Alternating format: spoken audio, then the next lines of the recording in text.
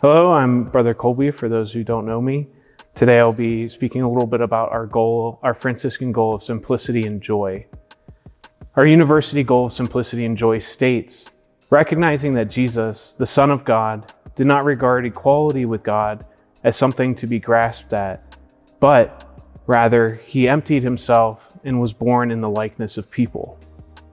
Christ, who is God, gave everything for love of us. He took on our humanity. He allowed himself to experience everything we experience. While he never sinned, he took on the consequences of sin and accepted the suffering when he died on the cross. This is at the heart of simplicity. We are called to imitate this example set for us by Christ. If God, the most perfect and powerful being, out of love emptied himself of all that he had for all of humanity, then we too are called to the same act of love, to empty ourselves out for our brothers and sisters, the lowly, the outcast, the detested. What does this emptying of ourselves look like?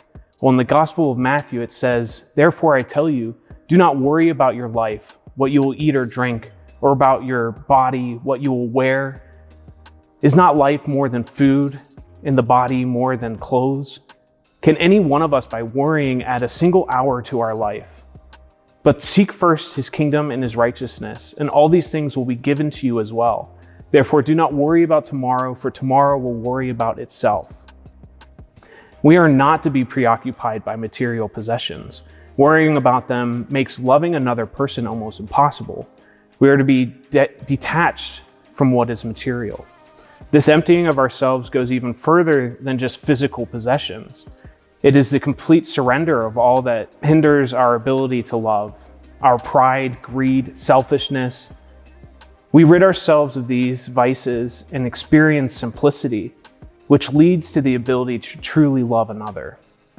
This simplicity enables us to love, which inevitably leads to joy, a joy that goes beyond merely feeling some sort of wonderfully happy emotion. Rather, joy is experiencing the fullness of what it means to be human. God created us as a community of people whose fundamental call is to love one another. And therefore, when we perform acts of love, we become more fully ourselves. We are made complete. This is where we find true joy. St. Francis followed this same pattern, practicing simplicity and emptying himself for others, so that he also experienced true joy. What did this emptying look like? He gave away all of the wealth that his family had given him. He took all that he owned and gave it away because he saw it as something that came between himself and his ability to love another. He emptied himself of his pride by letting go of his popularity, particularly with his friends. He went from being the life of the party to then being an estranged beggar on the streets. He let go of his distaste for other humans, and that he went out and embraced the lepers who at one point he detested, and it was only by the grace of God that this was possible. He found the fullness of simplicity, and as a result was able to love others just as Christ did. He was given the stigmata as a seal upon his body and a testament to the total and utter sacrificial love Francis had for all. This brought about in Francis an unquenchable joy that is only found in humanity's vocation to love. As students, faculty, and staff here at St. Francis, we are called to follow this same pattern.